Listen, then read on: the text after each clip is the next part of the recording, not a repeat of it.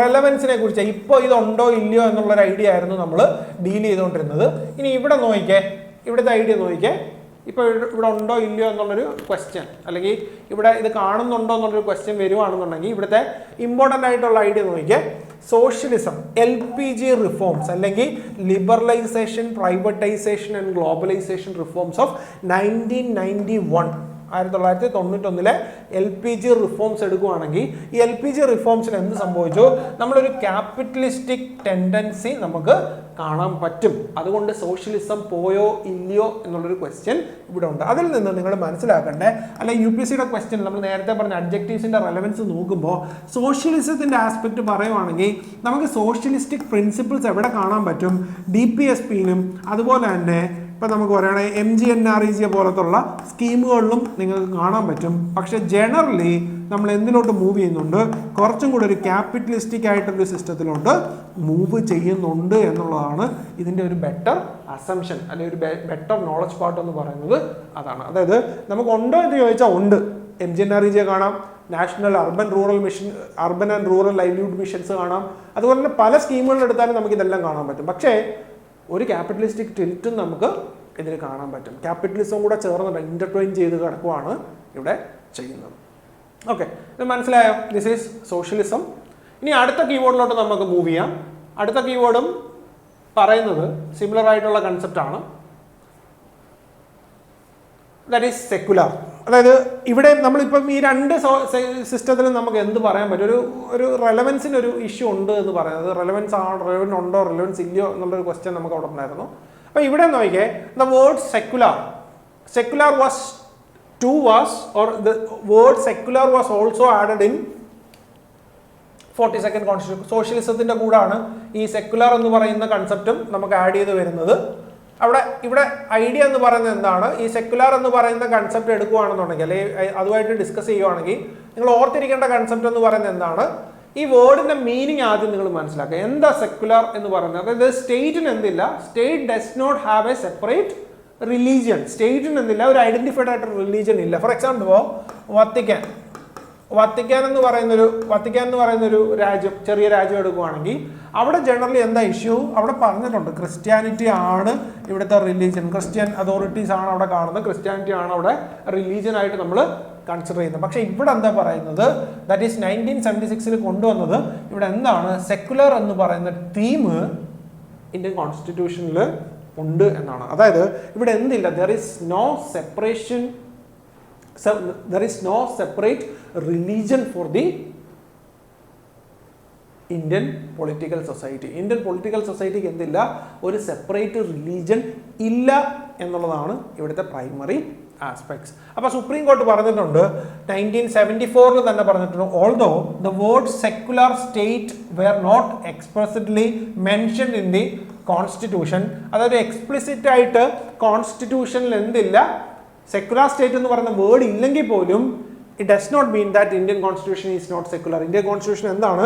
Completely secular ആണ്. നമ്മളിത് പഠിക്കും. ആർട്ടിക്കിൾ 25 to 28 അല്ലെങ്കിൽ 25, 28, 29, 30 നമ്മൾ മൈനോറിറ്റീസിന്റെ റൈറ്റ്സിനെ കുറിച്ച് പറയാം. അതായത് സുപ്രീം കോർട്ട് പറയുന്ന ഇതാണ്, വേർഡ് അവിടെ സ്പെസിഫിക്കലി കൊടുത്തിട്ടില്ല എങ്കിൽ പോലും ഇതെല്ലാം എന്താണ്? സെക്കുലർ ആയിട്ടുള്ള സ്റ്റേറ്റ് ആണ്. വേർഡ് എന്താണ്? വേർഡ് സെപ്പറേറ്റ് ആയിട്ട് ഇല്ലെങ്കിൽ പോലും ഇതൊരു സെക്കുലർ ആയിട്ടുള്ള സ്റ്റേറ്റ് ആണെന്നാണ് ഇവിടെ ആര് പറയുന്നത്? ഈ സുപ്രീം കോർട്ടിന്റെ വെർഡിക്റ്റിൽ പറയുന്നത്. ഇനി അതുപോലെ തന്നെ India follows A positive secularism. എന്താണ് പോസിറ്റീവ് സെക്കുലറിസം എന്ന് പറഞ്ഞു കഴിഞ്ഞാൽ? പോസിറ്റീവ് സെക്കുലറിസം എന്ന് പറഞ്ഞാൽ വേറൊന്നുമല്ല, ഈ നെഗറ്റീവ് സെക്കുലറിസം എന്ന് പറഞ്ഞു കഴിഞ്ഞാൽ സ്റ്റേറ്റ് കംപ്ലീറ്റ്ലി സെപ്പറേറ്റ് ചെയ്യണമെന്നാണ്. അതായത് സ്റ്റേറ്റും റിലീജിയനും തമ്മിൽ യാതൊരു വിധ ബന്ധവുമില്ല. അതായത് റിലീജിയൻ്റെ വഴിക്ക് പോവുക, സ്റ്റേറ്റിൻ്റെ വഴിക്ക് പോവുക. റിലീജിയൻ എപ്പോഴെങ്കിലും സ്റ്റേറ്റിനെ അഫക്റ്റ് ചെയ്യുകയാണെന്നുണ്ടെങ്കിൽ ഉടനെ എന്ത് ചെയ്യും? ഇവർക്കെതിരെ ആക്ഷൻ എടുക്കും എന്നാണ് പറയുന്നത്. ഫോർ എക്സാമ്പിൾ ഇപ്പോൾ ഫ്രാൻസിൽ എന്താ വരുന്നത്? റിലീജിയൻ ആൻഡ് സ്റ്റേറ്റ് സെപ്പറേറ്റഡ് ആണ്. അതിൻ്റെ അർത്ഥം എന്താണ്? റിലീജിയൻ ഒരു ആക്ഷൻ എടുക്കുമ്പോൾ സ്റ്റേറ്റിനെ എങ്ങനെയെങ്കിലും അഫക്റ്റ് ചെയ്യുന്നുണ്ടെങ്കിൽ സ്റ്റേറ്റിന് അതിന് നോ പറയാൻ പറ്റും. പക്ഷേ ഇന്ത്യൻ സിസ്റ്റം എന്ന് പറയുന്നത് എന്താണ്? പോസിറ്റീവ് സെക്കുലറിസം ആണ്. ഇവിടെ എന്താ വരുന്നത്? സ്റ്റേറ്റും റിലീജിയനും തമ്മിൽ കുറച്ച് ബന്ധങ്ങളൊക്കെ ഉണ്ട്, അല്ലെങ്കിൽ ഒരു ക്ലോസ് റിലേഷൻസ് നമുക്ക് കാണാൻ പറ്റും എന്നുള്ളതാണ് ഇവിടെ ഏറ്റവും ഇമ്പോർട്ടൻ്റ് ആയിട്ട് വരുന്നത്. ഫോർ എക്സാമ്പിൾ ഇപ്പോൾ കൺസിഡർ ചെയ്യുവാണെങ്കിൽ നമുക്ക് ഇപ്പോൾ ചിൽഡ്രൻ ഓഫ് മിഡ് നൈറ്റ്, അതായത് സൽമാൻ റുഷ്ദിയുടെ ടെക്സ്റ്റ് ഒക്കെ എടുക്കുകയാണെങ്കിൽ റിലീജിയനെ അഫക്റ്റ് ചെയ്യുന്നുണ്ട് എന്ന് പറഞ്ഞ ഒരു സെറ്റ് ഓഫ് ആൾക്കാർ സമരം ചെയ്തപ്പോൾ എന്ത് ചെയ്തു? ഇതിനെ എന്ത് ചെയ്തു, ഇന്ത്യയിൽ ബാൻ ചെയ്തു. അതെന്തുകൊണ്ടാണ്? റിലീജിയനെ കൂടെ പ്രൊട്ടക്റ്റ് ചെയ്യുക എന്ന് പറയുന്ന ഡ്യൂട്ടി ആർക്കുണ്ട്? സ്റ്റേറ്റിനുണ്ട്. രണ്ടും കൂടെ ഒരുമിച്ച് കോറിലേറ്റഡ് ആയിട്ടാണ് വരുന്നത്. ഇനി സെക്യുലർ സ്റ്റേറ്റ്, ഇത് ഓർത്തിരിക്കുക, നമ്മൾ ഇനിയും ഡിസ്കസ് ചെയ്യും, ഒരുപാട് ഡിസ്കസ് ചെയ്യാനുണ്ട് അതിനകത്ത്. നമുക്ക് ഫണ്ടമെന്റൽ റൈറ്റ്സ് 25 to 28 വരുമ്പോൾ റിലീജിയനെ കുറിച്ച് നമുക്ക് ഡീറ്റെയിൽ ആയിട്ട് ഡിസ്കസ് ചെയ്യാം. അടുത്തത് ദ വേൾഡ് ഡെമോക്രാറ്റിക്. ഡെമോക്രാറ്റിക് എന്ന് പറഞ്ഞു കഴിഞ്ഞാൽ വേറൊന്നുമല്ല, India follows a democratic system, ഇല്ലേ? Popular sovereignty, that is possession of powers, supreme power by the people. നമ്മൾ പ്രിയാമ്പിൾ തുടങ്ങുന്നത് തന്നെ വി ദ പീപ്പിൾ ഓഫ്, എല്ലാ പവറും ആരുടെയിലാണ്? പീപ്പിളുടെ കയ്യിലാണ്. ഇലക്ഷൻ ഓറിയന്റഡ് ആയിട്ടാണ് സിസ്റ്റം വർക്ക് ചെയ്യുന്നത്. ആൻഡ് ഡെമോക്രസി, ഇവിടെ ഓർത്തിരിക്കുക, രണ്ട് തരത്തിലുള്ള ഡെമോക്രസി നമുക്ക് സിസ്റ്റത്തിൽ കാണാൻ പറ്റും, ഡയറക്റ്റ് ആൻഡ് ഇൻഡയറക്റ്റ് ഡെമോക്രസി. ഇപ്പോൾ ഡയറക്റ്റ് ഡെമോക്രസിയുടെ ഒരു എക്സാമ്പിൾ എടുക്കുകയാണെന്നുണ്ടെങ്കിൽ, ഡയറക്റ്റ് ഡെമോക്രസിയിൽ എന്തൊക്കെ കാണാൻ പറ്റും? നമുക്ക് റെഫറൻഡം, ഇനിഷ്യേറ്റീവ്, റീകോൾ ആൻഡ് പ്ലെബിസൈറ്റ്. ഇതാണ് ഡയറക്റ്റ് ഡെമോക്രസിയുടെ ഒരു എക്സാമ്പിൾ, അല്ലെങ്കിൽ തിയററ്റിക്കൽ ഐഡിയാസ് എന്ന് പറയുന്നത്. ഇത് നമുക്ക് ഇന്ത്യ കാണാറില്ല. അതിൻ്റെ റീസൺ എന്ന് പറയുന്നത്, പല സമയത്തും ഇന്ത്യയിൽ എന്തില്ല, ഒരു എഡ്യൂക്കേഷണൽ ഗ്രോത്ത് നോക്കുകയാണെന്നുണ്ടെങ്കിൽ ഒരു വളരെ എഡ്യൂക്കേറ്റഡ് ആയിട്ടൊരു സൊസൈറ്റി ഒന്നുമല്ല നമുക്ക് കാണാൻ പറ്റുന്നത്. അതുകൊണ്ട് തന്നെ ഇവിടെ എന്ത് സംഭവിച്ചു? ദ ഐഡിയ അല്ലെങ്കിൽ ഈ പറയുന്ന സിസ്റ്റം എന്ന് പറയുന്നത് കുറച്ചും കൂടെ ഇൻഡയറക്റ്റ്, എഡ്യൂക്കേഷൻ കുറവായതുകൊണ്ട് നമുക്ക് എന്ത് ചെയ്യാൻ പറ്റും? ഈ ഡയറക്റ്റ് ഡെമോക്രസി, ഫോർ എക്സാമ്പിൾ, ഞാൻ എക്സാമ്പിൾ പറഞ്ഞിട്ട് പറയാം. ഈ റെഫറൻഡം എടുക്കുക, അതായത് ഒരു ക്വസ്റ്റ്യൻ ചോദിക്കുന്നു, ആ ക്വസ്റ്റ്യൻ അല്ലെങ്കിൽ ഒരു ഇപ്പം കാശ്മീരുമായിട്ട് ബന്ധപ്പെട്ടുള്ള ഈ പ്ലെബിസൈറ്റും റെഫറൻഡും അവിടെ കിടക്കുന്നത്. ഇപ്പോൾ എക്സാമ്പിളായിട്ട് പറയുന്നത് Brexit, Britain's exit from European Union. ഈ Britain's exit from European Union വരുന്ന സമയത്ത് ബ്രിട്ടനിലെ ജനങ്ങളോട് തന്നെ ചോദിക്കുവാണ് എക്സിറ്റ് ആവണോ വേണ്ടയോ. അവർ എസ് എൻ നോയും പറയുന്നു. പക്ഷേ ഇന്ത്യക്കാരോട് എന്ത് ചെയ്യാൻ പറ്റത്തില്ല? സിമിലർ ആയിട്ടൊരു ക്വസ്റ്റ്യൻ ചോദിക്കാൻ പറ്റില്ല. കാരണം നമ്മുടെ എഡ്യൂക്കേഷൻ ലെവൽ എന്താണ്? കുറവാണ്. അതുകൊണ്ട് നമ്മൾ എന്ത് ചെയ്യില്ല, ഈ പറയുന്ന റെഫറൻഡം, ഇനിഷ്യേറ്റീവ് എന്ന് പറയുന്ന ഒരു പുതിയ ബില്ല് ഇനിഷ്യേറ്റ് ചെയ്യാനുള്ള മെഷർ, അതും ചെയ്യാറില്ല.